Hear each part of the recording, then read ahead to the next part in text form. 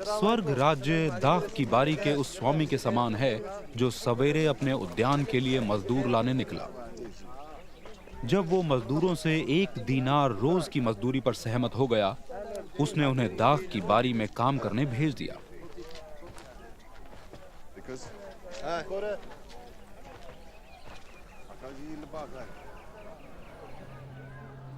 दिन के तीसरे घंटे जब वो दोबारा नगर चौक से जा रहा था, उसने वहां कुछ मजदूरों को बेकार खड़े पाया। उसने उनसे कहा, तुम भी जाकर मेरे दाख की बारी में काम करो, जो कुछ सही होगा मैं तुम्हें दूंगा।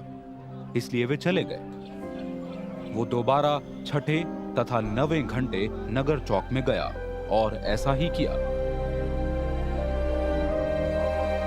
लगभग 11वें घंटे वो दोबारा वहां गया और कुछ अन्यों को वहां खड़े पाया। उसने उनसे प्रश्न किया, तुम सारे दिन यहाँ बेकार क्यों खड़े रहे? उन्होंने उसे उत्तर दिया, इसलिए कि किसी ने हमें काम नहीं दिया। उसने उनसे कहा, तुम भी मेरे दाख की बारी में चले जाओ।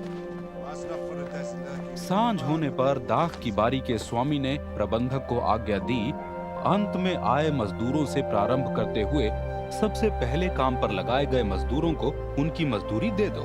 उन मजदूरों को जो 11वें घंटे काम पर लगाए गए थे, 1-1 दीनार मिला। इस प्रकार सबसे पहले आए मजदूरों ने सोचा कि उन्हें अधिक मजदूरी प्राप्त होगी, किंतु उन्हें भी 1-1 दीनार ही मिला।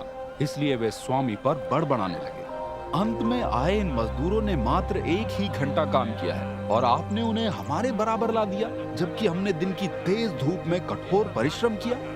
बारी के मालिक ने उन्हें उत्तर दिया, मित्र, मैं तुम्हारे साथ कोई अन्याय नहीं कर रहा। क्या हम 1 दीनार मजदूरी पर सहमत न हुए थे? जो कुछ तुम्हारा है उसे स्वीकार कर लो और जाओ। मेरी इच्छा यही है कि अंत में काम पर आए मजदूर को उतना ही दूं जितना तुम्हें। क्या ये न्याय संगत नहीं कि मैं अपनी संपत्ति के साथ वो करूं जो मैं चाहता हूं? क्या मेरा उदार होना तुम्हारी आंखों में खटक रहा है? इसलिए वे जो अंतिम हैं पहले होंगे तथा जो पहले हैं वे अंतिम। जब यीशु यरूशलेम नगर जाने पर थे, उन्होंने मात्र अपने 12 शिष्यों को अपने साथ लिया। मार्ग में यीशु ने उनसे कहा, ये समझ लो कि हम यरूशलेम नगर जा रहे हैं, जहां मनुष्य के पुत्र को पकड़वाया जाएगा, प्रधान याजकों तथा शास्त्रियों के हाथों में सौंप दिया जाएगा और वे उसे मृत्यु दंड के योग्य घोषित करेंगे। इसके लिए मनुष्य के पुत्र को अन्य जातियों के हाथों में सौंप दिया जाएगा कि वे उसका ठट्ठा करें, उसे कोड़े लगवाएं और उसे क्रूस पर चढ़ाएं, किंतु वो तीसरे दिन मरे हुओं में से जीवित किया जाएगा। जेबेदियास की पत्नी अपने पुत्रों के साथ यीशु के पास आई तथा यीशु के सामने झुककर उनसे एक विनती करनी चाही। यीशु ने उनसे पूछा, आप क्या चाहती हैं? उन्होंने यीशु को उत्तर दिया, ये आज्ञा दे दीजिए कि आपके राज्य में मेरे ये दोनों पुत्र, एक आपके दाएं तथा दूसरा आपके बाएं बैठे। यीशु ने दोनों भाइयों से उन्मुख हो कहा, तुम समझ नहीं रहे कि तुम क्या मांग रहे हो? क्या तुमने उस प्याले को पीने की क्षमता है जिसे मैं पीने पर हूं? हाँ प्रभु, उन्होंने उत्तर दिया। इस पर यीशु ने उनसे कहा, सचमुच मेरा प्याला तो तुम पियोगे, किंतु किसी को अपने दाएं या बाएं बैठाना मेरा अधिकार नहीं है। ये उनके लिए है जिनके लिए ये मेरे पिता द्वारा तैयार किया गया है। ये सुन शेष 10 शिष्य इन दोनों भाइयों पर क्रोधित हो गए, किंतु यीशु ने उन सभी को अपने पास बुलाकर उनसे कहा, तुम ये तो जानते ही हो कि अन्य जातियों के राजा अपने अधीन रहने वालों का शोषण करते तथा उनके हाकिम उन पर अपना अधिकार जताते हैं। तुम में ऐसा नहीं है।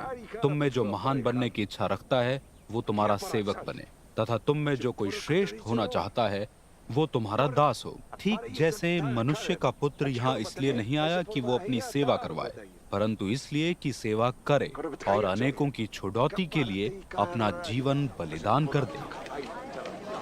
जब वे यरीको नगर से बाहर निकल ही रहे थे, एक बड़ी भीड़ उनके साथ हो ली। वहां मार्ग के किनारे 2 अंधे व्यक्ति बैठे हुए थे।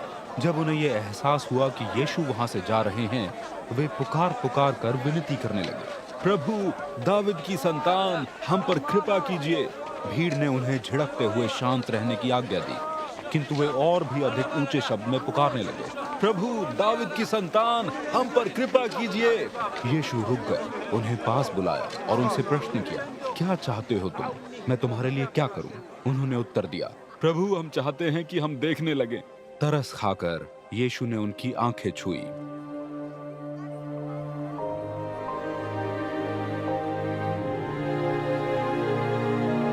तुरंत ही वे देखने लगे और वे यीशु के पीछे हो लिए।